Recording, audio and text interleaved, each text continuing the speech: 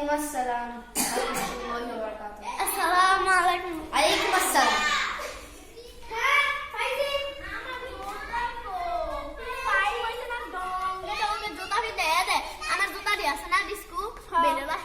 জুতা পিন্ধাইছে হেদুনকা আপু 5 টাকা না হ্যাঁ পরে আলা না আজকে আবার দেখো না কি দম জুতা পিন্ধে এটা রাখো না কি আমার জুতা আছে তাই তুমি